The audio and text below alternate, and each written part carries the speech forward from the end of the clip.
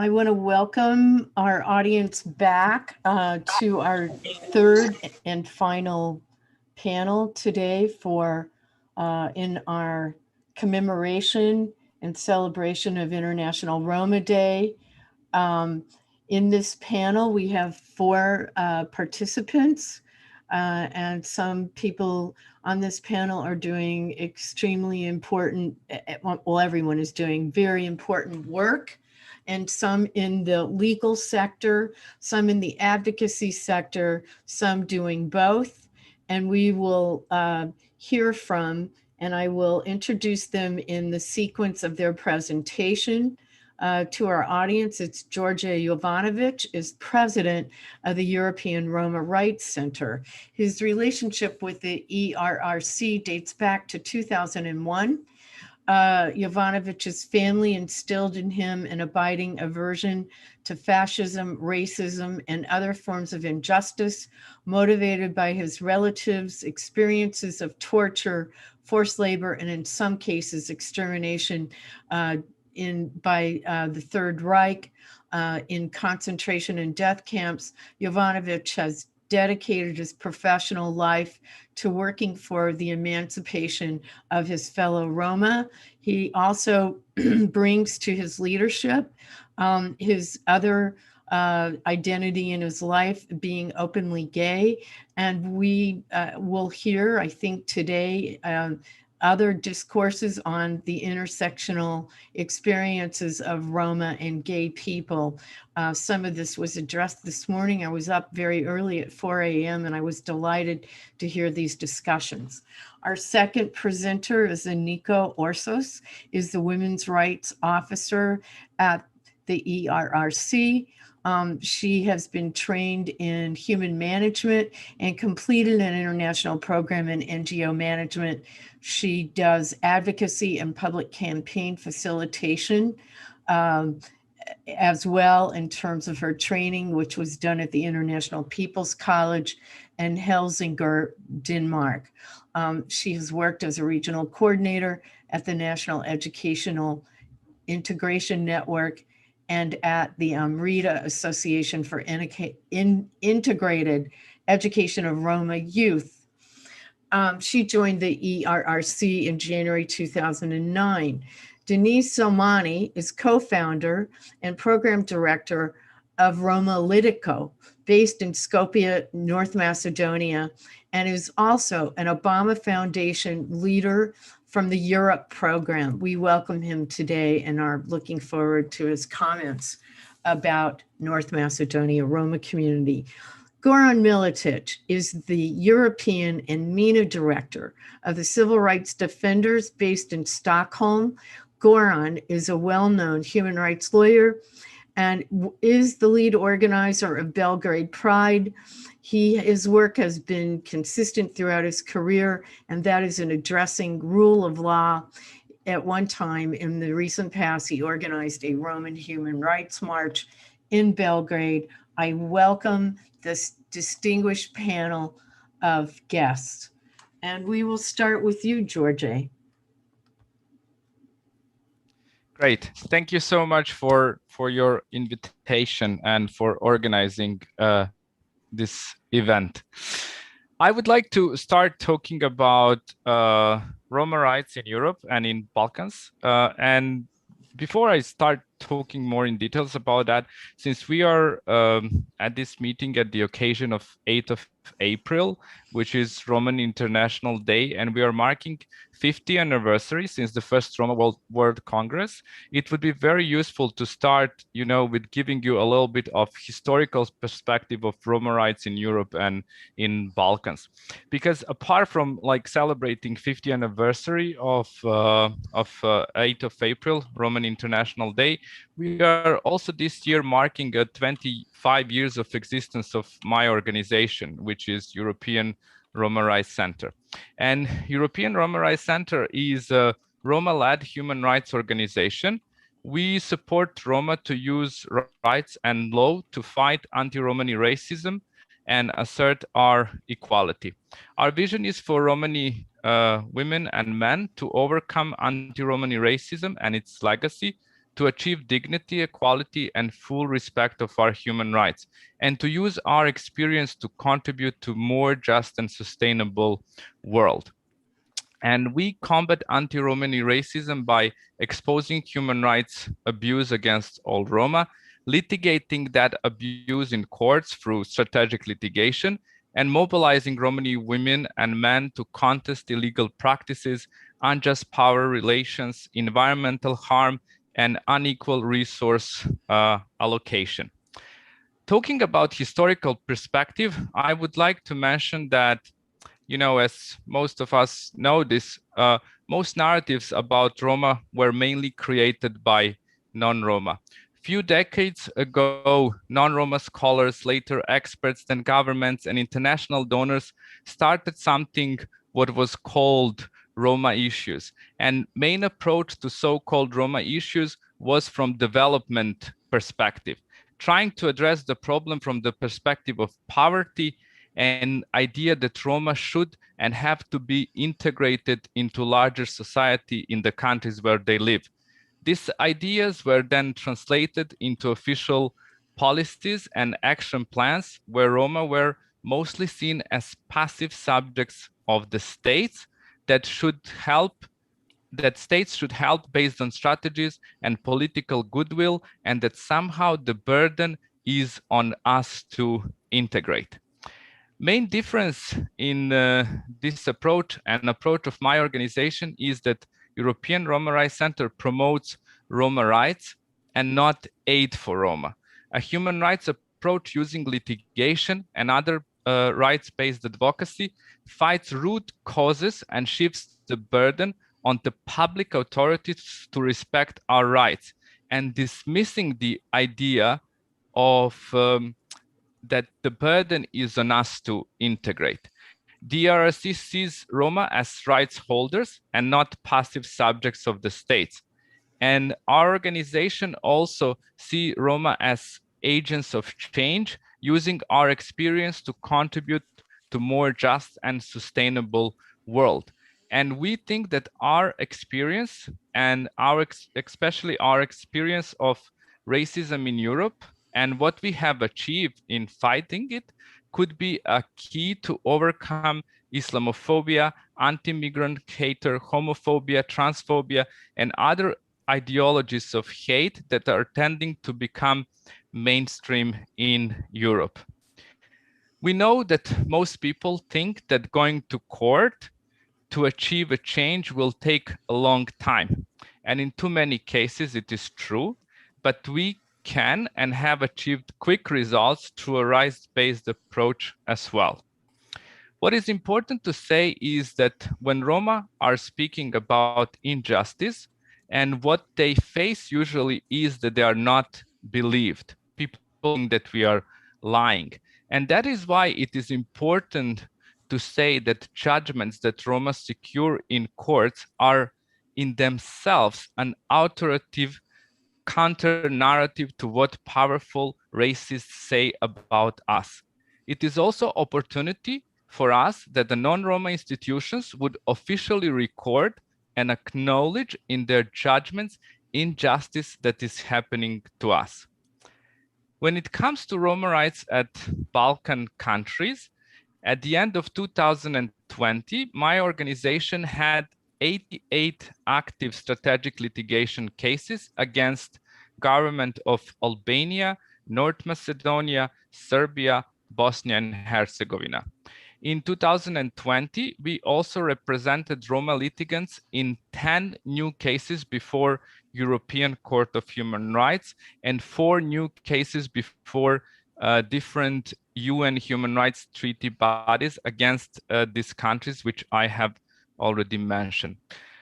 We also, in 2020, tried a new approach, which was that we supported local grassroots organization and activists to mobilize critical mass of Romani people using accessible complaints mechanisms for which they do not require a lawyer representation. This resulted in more than 1,500 complaints submitted by Romani people to public authorities in Albania, Serbia, and North Macedonia. This was historical achievement because we never had such a huge number of Roma complaining against discrimination in these countries. The main human rights violations and what Roma in Balkan countries are experiencing are actually translated into these 88 cases which we have on our list. And on top of them is abuses of Roma from the police, following the human rights violations in accessing freedom of movement, education, and access to clean and healthy environment. Romani people in Balkan countries are still widely exposed to institutional anti-Romani racism by being harassed and assaulted by police officers and law enforcement. That is why for us in European Roma Rights Center, combating institutional anti-racism, it remains a top priority for Romani people, and we are determined to bring new kind of cases to the courts about institutional anti-Romani racism, especially in policing, to unveil the systematic racial discrimination that Romani people face on a daily basis. Thank you. Thank you. So, Aniko, we'd like to hear from you now. Hi, thank you, Tanya. I wish all of you happy International Roma Day. And today I'm going to talk more about three topics which are mostly affecting Roma people in general and Romani women. I would like to share with you my presentation just in case you to see, just a second, you to see the numbers and the things. The links are already, so I will be not able in 10 minutes to go in details with the numbers and cases. So that's for, I put in my first slides all the reports which you can check in details in each of them, you know, the in our website. Yes, so, we shared those in the chat with everyone. Okay, thank you. Thank you. So I will start with education because I think the first step to reach the other two sections, it's need the education, which is, you know, like the start of developing the adequate housing and the possibility for family to have a dignity life. So in an education, the problem what we are facing in the European Roma Rights Center and all around the world, and especially also in Balkan, is that we are having the issues of segregated settings in the schools, which means Roma are taught separately from non-Roma. And the other, which is, you know, really basic rights violation. And the other problems what we are facing is that Roma are misplaced in the special school, which really leads to life determination. Just imagine a family who, you know, who has like 5 kids, and from these 5, 3 is already placed in the special school. We know what will be the consequences when it's come to adequate housing, a job with good pay, and also taking care with dignity of your family. From the special school, there is no further step to take, because if you get in the special school, that you most likely will be just a simple public worker who will not bring enough for the family. You will not be able to buy a house. You will not be able to access the health of you the majority used to. So I put some of the the information in the education in these slides, and I am talking about that, that how overrepresentation of segregated education settings are hitting Roma population. And also when it comes to education, I will say that, education of Roma women, it's really important, because if you think on that, what is the role of Romani women in the family, then you must understand she plays a really big role, because she's the one who is educating the family. She's the one who is raising the child and teach everything it's needed. And also she's the one who keeps, the family together and give a home. On the second slide, I'm going to show you the health issues what Roma are facing. So I put three main things. One is the services are in most of the case not available, accessible, and the quality of the services are really low. I will highlight two cases, what it's mostly faced by Romani women. So in the section on reproductive rights, we are having cases presented by European Roma Rights Center in front of court and ombudsman. So one of them is the sterilization which are taking place in several countries around Europe, but hits mostly the minority of the countries.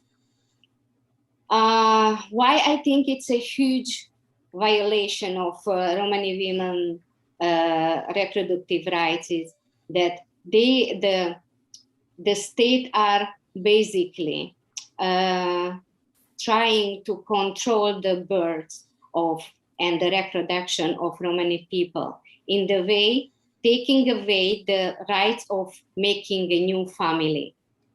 The other thing what we are seeing in the hospital, the services what are received by Romani people in the segregated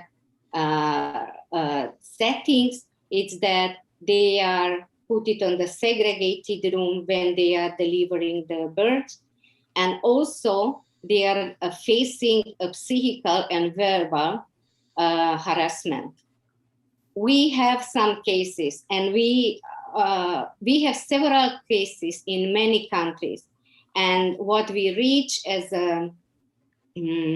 outcomes is we have some compensation. The compensation basically it's not really in the line with the things what Roma are losing, when it's come to this harassment, this unfair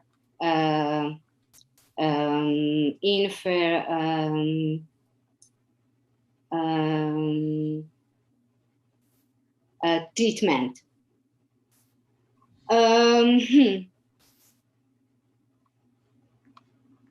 So the main problem, in the reproductive rights is that there is no access, for Romani women, because most of the time, these services are far away from the Roma settlements, and Romani women have to travel. Or if they reach to these services, the medical staff are not treated them in the same way as non-Roma are treated.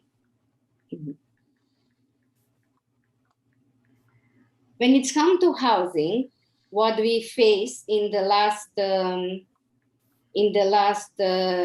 2 centuries is that Roma are not welcome to integrated living condition. So they are living in really deep poverty, in slums, in depths, where mostly, all chemical and sicknesses are raising. And this number of incidents are really high. more than 60% of Roma people are living in the inadequate housing condition. They are usually placed out of the city. They are usually living in the condition which are not giving the right to normal life. Here I put some of the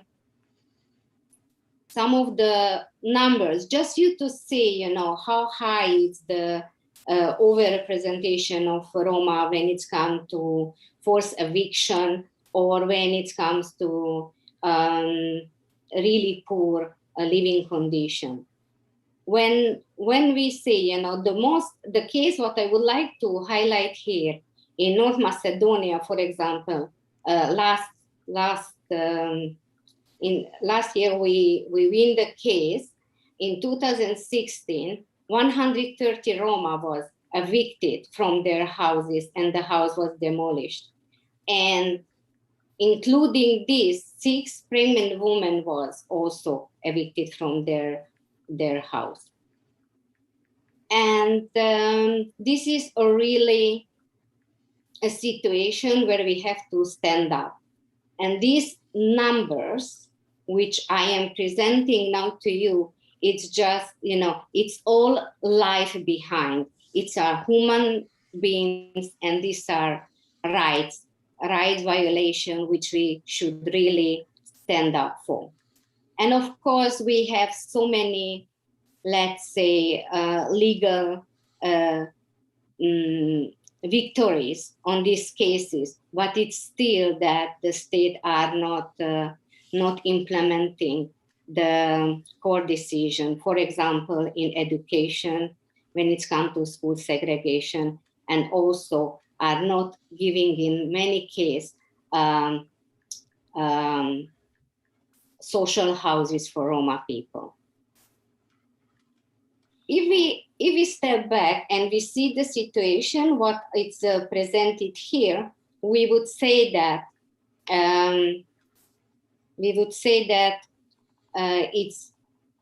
it's a situation with the high numbers. These are all basically a right violation, which in this COVID period, it's coming even worse, because people are living in the condition where it's no electricity, no access to water. And in this is a really crisis, because they are not able to keep away from the virus. And in the last year, when the pandemic started, ERC was trying to get in touch with the water provider and ask for the minimum of people to provide the minimum of water for the people. We could say, this is how usually I am, making myself to calm down, that what I have to do with all this, I am not in the decision-making position. I am not a person who can change, but I have to say that, we are all have in our, individual way decision. We are all influencing, and we are all making a change. The change can be made in the first place when you say that, to your neighbor, I am not signing the petition, you Roma family, to move next to my house. Or if I say, I'm not gonna take my child from the school to the other place because I can, because there is better education. So these are the things. If I am a teacher and I am, the one example in the classroom, I can stop discrimination right there, right on that place, saying that, this is not allowed. We are all human beings, and we all have to work together to achieve a better future. Thank you. Thank you, Aniko. Denise.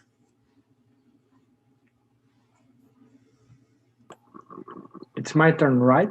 Yes, it is. Okay. Let me start. Okay. First of all, I would like to congratulate 8th of April, the International Roma Day, to all my Roma brothers and sisters. On this day, 50 years ago, near London, for the first time, Roma activists across the world organized and defined our nation, anthem, and flag. Despite all the items of persecution, expulsion, and extermination, we as Roma have successfully preserved our identity, language, culture, and tradition. This is something that I want to underline. And today, about 12 million Roma in Europe pay respect to our elders and ancestors who survived and struggled for our freedom to be who we are. Once again, I would like to say happy 8th of April, International Roma Day. And I would like to thank Tanya for the invitation and the opportunity to present my views on the human rights situation of the Roma in the Western Balkans today. My presentation would be more general. I will not go into the country, what's going on, how it's going. This is what I will present today. It's some general view, my view on the situation. So let me start. As I was preparing for this speech, I looked back at my first years joining the Romani movement to recall examples of my work I have done to promote human rights, focusing on Roma minority in North Macedonia and in Europe. And to me, it seems that human rights in the Western Balkans are not improving, especially when we speak regarding the Roma community. It is important to underline as well that 72 years ago, the United Nations General Assembly adopted the Universal Declaration of Human Rights, which was the first such legal document in this area that clearly states that human rights are universal and inalienable. It means that we are equally entitled to our human rights and they should not be taken away from us in any form. But then there is the question, but are we? And to me, it seems that we still witness violation of human rights of the Roma population, such as police brutality we have seen this year in Macedonia, segregated school we have seen in previous years in Hungary, Macedonia as well, Serbia, and all the Balkan countries. Then we see discrimination within different public institutions, including healthcare providers, which is especially concerning at this time when the world is facing a pandemic. And are we talking about Roma inclusion if we build homes for them and put them all in one area? When we talk about Roma, we need to start with ourselves and what makes us like human beings. Just like everyone else, Roma also care about their children, think about how they are going to pay their bills, fight to survive, are worried about the current pandemic, and etc. Although having a distinct culture, Roma are in no way different from anybody else. And why do we treat them differently, put them in segregated areas, or deny their human rights? When it comes to respecting our human rights as Roma, I wouldn't say that we as Roma are forgotten within the European Union institution and as well our national institution.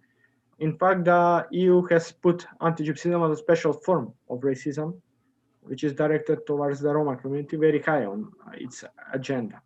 But there is for sure a lot of space for improvement. And few months ago, the European Commission presented the new EU Roma strategic framework for equality, inclusion, and participation for 2020-2030. This is the new initiative, sets out comprehensive three-pillar approach: equality with all other members of society, social and economic inclusion, and participation in the political, social, economic, and cultural life. And I'm especially glad that the Western Balkan countries agreed to join this effort. But there is obviously a lot yet to be done, and we are not talking about the subjective feeling that I, as a Roma, have. We are talking about clear data that shows that xenophobia and anti-Gypsyism exist very much around us. This is the same in the Western Balkan. This is the same in the European Union countries. According to the Balkan Barometer, an annual survey of public opinion in the Western Balkan economies commissioned by the RCC, Regional Cooperation Council, the attitude to social inclusion of vulnerable groups is not very favorable for Roma. Less than half of the population would consider renting a house to Roma. More than a half of the surveyed population wouldn't be comfortable with marrying or having their children marry a Roma, or even have children going in the same class with Roma. This is something that it was mentioned even in this panel previously by Aniko as well. The Roma genocide during the World War II, the Roma slavery in Romania, the racist attacks around Europe and Western Balkans, the police brutality in Macedonia, all are producing severe trauma that pass from generation to generation. Historical segregation policies have similarly isolated Roma communities from economic opportunities in many places and continues to affect the socioeconomic status and the integration of the Roma. The new EU framework on Roma equality, inclusion and participation mentioned before requires all EU institutions, governments, national governments and EU agencies, equality bodies and other human rights institutions to team up and take action in partnership with the civil society, international organization, and of course, with full involvement of Roma themselves. This is of great importance for the Western Balkans countries if they really want to join the EU. Also, it is very important for the Western Balkan countries to follow the green and the digital transition of the European Union. Western Balkans countries must involve Roma in this transition. Otherwise, the institution will create second gap and leave Roma again on the margin.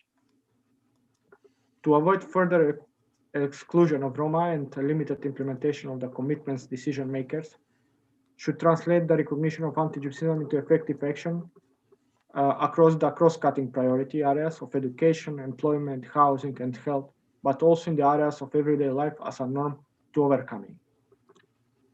And I always underline that Roma equality, inclusion, and participation do not benefit only Roma, but the whole society. For example, a World Bank research on the total economic losses of social exclusion among Roma in Serbia finds that if the Roma population were employed at the same level as the general population, the total gains from the increased productivity alone could range from 304,000 millions to 1.28 billion a year, or from 0.9% to 3.5% of Serbian 2017 gross domestic product. Unfortunately, we do not have similar data for all the countries, and I always say that it should be understand that there is not such a Roma issues. It should be underlined that there is a human rights approach that we should have it. But when we talk about Roma, we talk about minority issues, and we should understand that this is not a minority issue. This is a political issue, that Roma are part of the political life, and it should be involved in each segment of our society. So this would be my speech, and I will stop here, but I'm looking forward for question and discussing more. Thank you. Thank you very much, Denise. Goran. Thank you, Tanya. I will also wish the happy or also International Roma Day, but I think that we don't have much room for celebration this year. And not only this year, all this previous, let's say, 10 years or even more. I think that in general, if I need some diplomatic formulation, I can say that there is a less interest in Europe, not only in the Balkans, but in entire Europe, to work on improvement of human rights of Roma community. I will not say even Roma issues, or I will not use any other term, but I think human rights, as Ðorđe mentioned, that's very important starting point. I mean, this is human rights of citizens that live in Europe. And for improvement of human rights of Roma community, there is not so much interest within international organization, firstly. So comparing to 20 years ago or 15 years ago. There is not so much interest in OSCE or Council of Europe or UN and so on. Of course, there is always some people who are working on improvement of position of Roma in different communities or implementation of standards, but there is no so much resources or interest or political will to do something. Second thing that is very important, not so much donors are giving funds for Roma, for improvement of position of Roma. And I must again agree with Ðorđe. I mean, even if they are giving some money, they are giving for some development or for some other context, but not for human rights. They are not giving money for legal aid. They are not giving money for monitoring. Even if they are giving, this is something like, okay, some small study, and then we will do plan of action, and then some strategy and so on. But then strategy or plan of action means nothing for Roma, or means almost nothing. And then we have situations that we have a lot of strategies and a lot of plan of actions, at least in the Balkans, but I think in some European countries, EU countries as well, but nothing is happening in the reality. And this is actually what national governments are doing. They are producing some strategies, they are producing some plan of action, then they have some independent bodies who are trying to do something, or they are not doing properly their work. Then we have prosecutor office or courts that are sometimes doing, sometimes not doing that.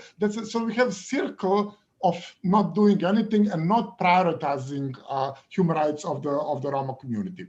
Parallelly with the process of low prioritization, of not having Roma as a priority, we have three very, not say dangerous processes, but processes that all of us felt. First process was sending Roma back from the EU to, for example, Balkan countries, saying to the here in Sweden or in Germany or everywhere that that's the problem, then they will solve, because public became not that tolerant toward people who are coming from the Balkans or other countries to EU. And then we have we create yet another problem and yet another circle of violation of human rights for Roma in the Balkans. Because when you have a Roma family sent back from Sweden to for example, I don't know, Bosnia or Serbia or Kosovo or wherever, when children don't speak language, when they don't have nothing, and so on and so on. So many things. So this is not just a problem of being poor or so on, having no money, but this is a real human rights problem. So this was the first thing. Second thing that arrived was populism. Populism was a rise all around the globe. From United States to EU, everyone was afraid of populism. And of course, you know, in order to make a compromise with growing populism, well, we say, okay, Roma issues are not priority at the moment. On top of it, or parallelly, it's not on top of it, it's not hierarchy, it's just parallelly, it came a process, what Europeans call migration crisis. I don't like that term, migration crisis, but you know, refugees and migrants came to Europe. And then we need to deal with that. Okay, Roma can't wait, because they are our citizens, and anything human rights for Roma community can't wait, because you know we need to deal with that problem. So these three processes make the situation much more complicated, and this is again diplomatic term, much more complicated. But Roma stay the most discriminated group in Europe. That's definitely, and that's what we need to understand, and again to repeat. Because this is the most discriminated group that we still have in Europe today. This is nothing changed. Of course, we have developments. We, of course, on this day, we want to celebrate some let's say, some good results. Yes, when I go to Kosovo and I ask, okay, how many Roma students you have, like, I don't know, 10 years ago, and how many you have today? Of course, there is a big difference, positive development, and that's good. That's good to hear, and I'm very happy, very happy to hear that. But in the same time, for example, back to Serbia, where we are doing a law against discrimination, update of the law, we are doing amendments, and we have a Minister of Education who is writing on working group, and in that working group, saying that segregation, they want segregation as an article to be removed from the law against discrimination. We want to include segregation because of segregated classes in schools, but Ministry of Education thinks that we should remove it. It's too much. Of course, they again pack that in some nice package saying that this is not needed and so on. But we know why they want to remove it, because they still believe that we should have somehow segregated classes. So Roma are discriminated everywhere in access to health, in access to public places quite often, services, different services that are held at policing or whatever.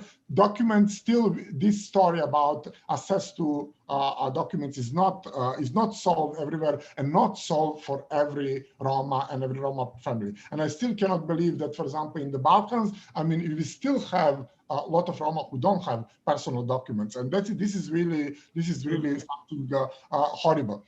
Education, we heard a lot about education and about housing. You know, having in 21st century, I mean, still talking the same, that some Roma don't have access to water, or don't have access to electricity, or don't have access to this or that, and they are victims of eviction. This is something that is not acceptable. You know, when I'm visiting some Roma families, when they're saying that they were evicted 4 times, I mean, this is something that is really, really horrible, even for the Balkans, where we know that nothing is perfect there, but it's still something that is unacceptable. And since I don't have too much time, and I think I should wrap up a little bit. I think that we should, at least in the Balkans, we should not forget a very important thing. It's victims of war crimes.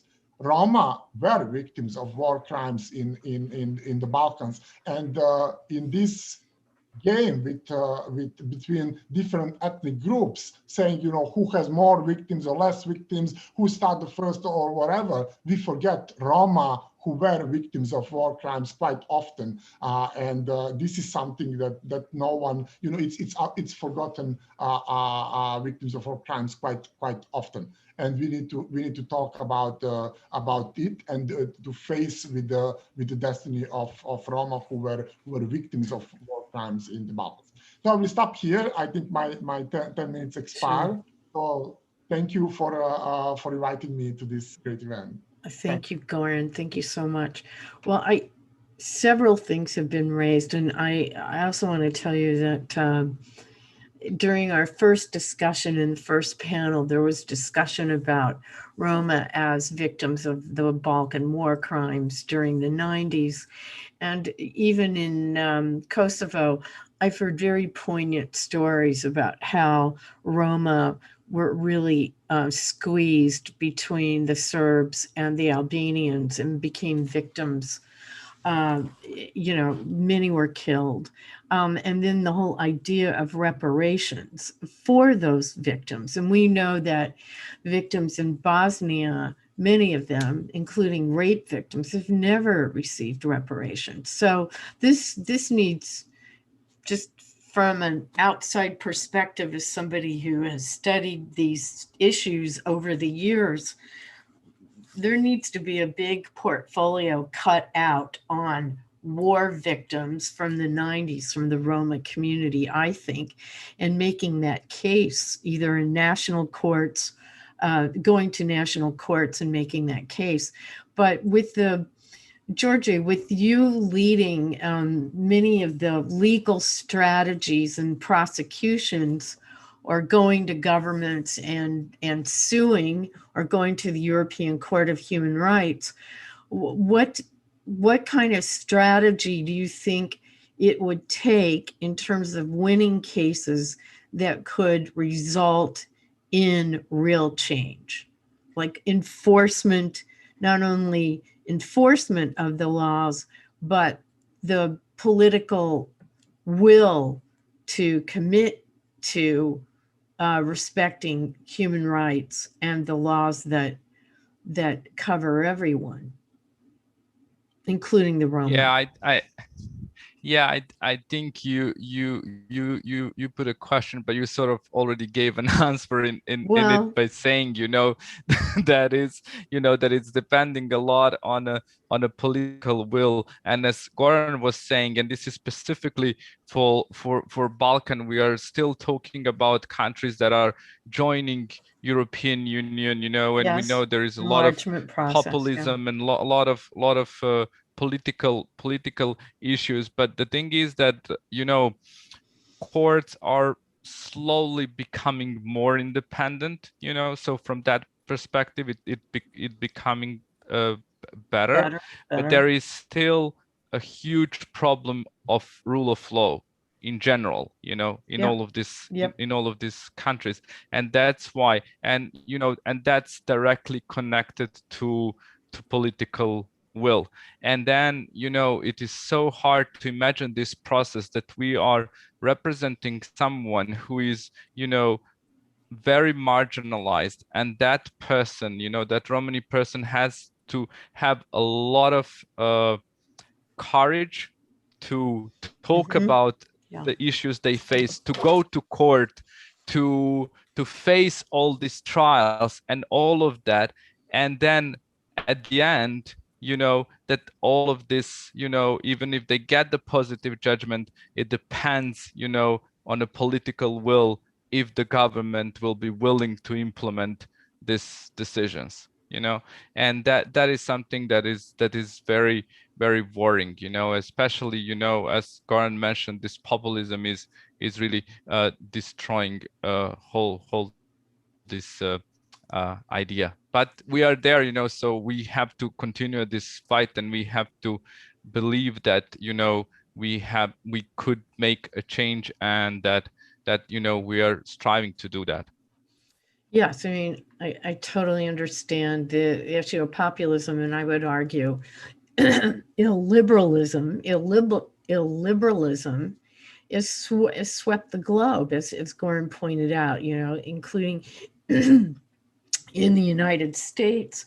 I mean, you're looking at a global phenomenon. And what we see in Europe, you see Poland, you see Hungary, and then you think about what's going on in those two countries. And when you have nationalist leaders in a number of other countries, including in the Balkans, yeah, I can see why Roma gets shoved and is marginalized to the side. But I think, yes, because you actually get the most vulnerable person fighting for the rule of law in the country, you know. Right. And that's you know, that's something that you cannot achieve alone. There has to be like a huge coalition of people helping with this. Well, that was my next question. So solidarity movements and coalitions and alliances, what kind of efforts have been you know, taken in that area? I'm sure there are. I think I must start on this what Ðorđe mentioned. I'm biggest fan of European Roma Center because I believe in the method that they are using. And we need to start with the legal things. Unfortunately, if we are talking about the Balkans, but I think Eastern Europe is quite similar, because I mean we can pretend that things start on some other way. Of course, political will is important, but how you will initiate political will and press government to do something? How you will start? Political will not start one morning. No, they have to be pushed. You know, think, oh, Roma or LGBT or people with disabilities are important. No, you will press them with judgments. And I remember for this 20-something years, so many judgments that happening for Roma, for LGBT people with disabilities, and so on, that really press and change the behavior of people. So people start talking differently, and they know. I remember years when it was for people who were quite normal that they will not, that Roma cannot enter swimming pool or some restaurant or so on. Still now in Serbia, if you ask or anywhere in the Balkans, people, of course, they will tell there is still, hey, there is a lot of racism and so on. But they saw that somewhere on media that there was some judgments or something, and they know that this is not acceptable. And I was even talking to some owners, you know, restaurant owners now, they know They never, you know, they know that Roma has access like everyone else. So they somewhere here in head, people know, but it is a how to say, results of what European Harriman Center and local organizations who are doing legal aid are doing. And unfortunately, you know, as I mentioned earlier, there is not so much money for them, and there is, you know, people don't see importance of that work. But this work is crucial, and advocacy based on such work. I think this is crucial for all groups that are discriminated. Actually, let's say Balkan is a good example because it's quite similar. And I'm not fan, really. I was so many strategies and, you know, plan of action. Every government wants to adopt all strategies and all plans because they know they will not implement it, or they will not implement great majority of that. They will implement something. They will maybe they will invite some Roma to be part of ministry, or they will invite some LGBT to be part of person with disability to sit down with the ministry. They say, well, you know, we have inclusion. We have, you know, and that's how they perceive in the Balkans inclusion. You put some blind person and say, well, this is a person with disability, and we have LGBT, and we have inclusion. They are in very, very important place. And this is not how we have a change. And we need to change. And I believe with the legal way, with what European Harriman Center is doing, this is how to deliver change. Aniko, from your perspective, with regard to women and Roma women and what is happening in terms of like you and I talked about forced sterilization, and, you know, and the healthcare access is really very, very precarious for Roma women. Yeah, so I agree with that. With the litigation, we can achieve some change.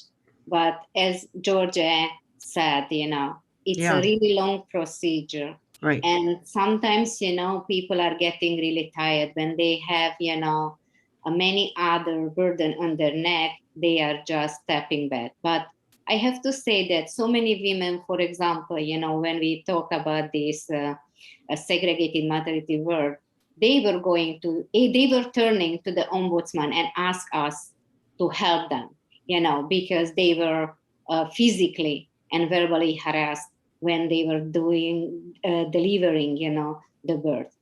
And I think, you know, this is a really good tools to have, you know, as a weapon, the legal way. But, you know, I am a bit, you know, like hopeless because, for example, in Hungary, I have to say that we win on the last 2 decades, several segregated education cases. And this is what I just want to connect with, you know, the will of the implementation on the state, you know, the burden on the state. Because, you know, like, I'm sure, you know, you heard about this, you know, our prime minister, when this family got, you know, the right to get the compensation, he was, you know, making a really racist statement, you know, about these cases, saying that Roma are not deserving that money without working for it. So I think it's unacceptable, you know, someone who is leading the country to have such a statement. And also, you know, that case in Macedonia, what I was mentioning when it was forced eviction, just imagine, you know, the state was letting the police to demolish these 130 people houses, including 6 pregnant women who were, you know, after that out on the street in minus 20 degrees. So of course, you know, we are achieving some you know, good things, compensation and things. This is what I was saying. It's not really on the line with the things what they are taking away from Roma people. So it's really nice to have, you know, this public apology. It's really nice to have a compensation when it's come to a police brutality or you know, sterilization and all of that. But, you know, I have met a woman, you know, whose guilt was only that she was married to Roma man. She was even not married to, she was herself not Roma, but she was married to Roma man. And they were made this forced sterilization on her. And when I went to, ask her to sign the documents to proceed her case, further to the court, she was, just saying that this, decision what was made by the doctor right there, took my life basically, because I lost my husband, who was on that time, because she's not able anymore to have a child. And I moved with another, and I'm not able to make a family. So basically it's a violation of the right to family and right to life. So I think, this is really a long way to go through, all together. And this is what I was trying to say in my presentation, that, we all, like individual, have a weapon in our hands, and I was mentioning what I mean by that. We are all kind of influencing, and we are all kind of, having a power to change, because in a small way, we do create this discrimination when we are saying no, sitting next to Roma youth in the school, in the classroom. Or we, when we sign the petition, Roma to do not move on my neighborhood, and so on. So I get, I think this needs, individual change, and also,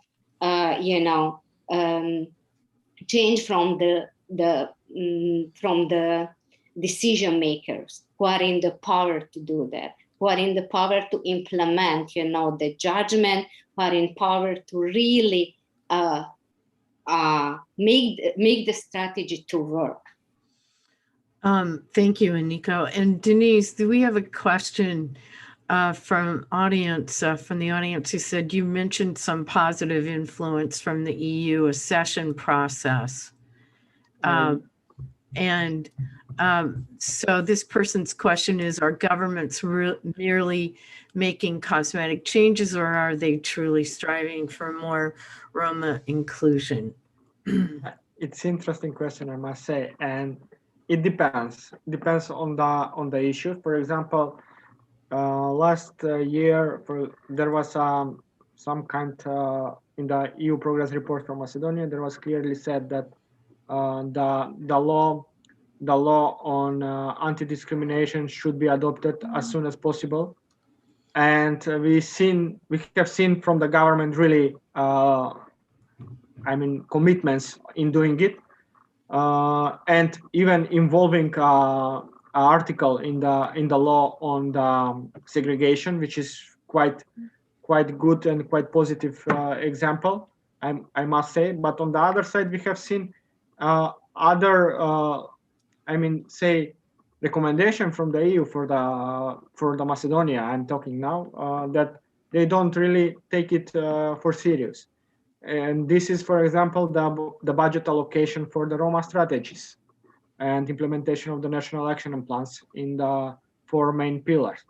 Then we can see in Macedonia the public administration, that even though this is a constitutional article, that it says that there should be in accordance with the percentage of the minorities living in Macedonia to be employed in the public administration. We have seen that 20 years after the Ohrid Framework Agreement, that still the percentage it's not achieved. So it's almost half, and this is something like organization that the Romalitico, from where I'm coming, it's advocating very strong in the last 6 years, and together with the civil movement Avaya, which we are part of, we are really pressing the government to implement this and to find. We are trying to advocate and to find a solution how we can make this happening, and to speed up the process, because we cannot wait for another 10 years in order to achieve this percent. This is something that we can see, and as it was mentioned, it very much depends on the political will, but as well it depends even and from us as a someone who is advocate, who is litigate, and who is organize the community to make this pressure to the government and to the institution to implement such such laws and action plan and strategy and etc. So again, we should not let the government to sleep, and we should wake up, and we should make a pressure as much as we can from every angle. So that's my answer. I just want to say that, you know, in terms of North Macedonia, you really did see a groundswell of grassroots activism that did deliver a democratically elected government. So there is hope. There is hope, and you know, leveraging during the accession process is, you know, one that requires a lot of political savvy and organizing. And I wish you well in that effort. We have to wrap it up. There's a lot of information shared here. I really want to give major props to the European Roma Rights Center. Thank you so much for being here with us today. It means a lot to me. This is an important day on International Roma Day. I know you're really busy. I know this has been a long day, but I've enjoyed getting to know about you and engaging with you. And I hope that this isn't the last time for sure. I hope that we can engage more. Goran's known me a long time, and he knows I'm not fair weather about these issues. I'm also, while I'm a scholar, I came to scholarly life later, and I've been a national activist in America and have worked on international human rights issues for a really long time. And I think that the moment has come, and Roma deserve this. They deserve dignity, and they deserve respect. And that inclusion is so, so important. And so that's why I wanted all of you here today. I wanted to hear your thoughts and your work. And I congratulate all of you. I know this is hard stuff. It's hard work. It's very demanding. And I know this because I spent a lot of time in the region, and you know, Goran and I've been talking about these issues for a long time. And so I wish you all the best. And I thank you so very much for being with us today. This is, you know, that's the other reason I wanted practitioners, because I want people to get the reality. Sometimes academics can be too disconnected. I'm not sure that was the case today, but I think you all are the reality check. And I salute all of you, and I wish you all the best, and please stay in touch. Thank you again. And take good care, everyone. This is a difficult time, thinking of all of you in Europe, and hopefully we get this COVID situation behind us soon. Take care, my friends.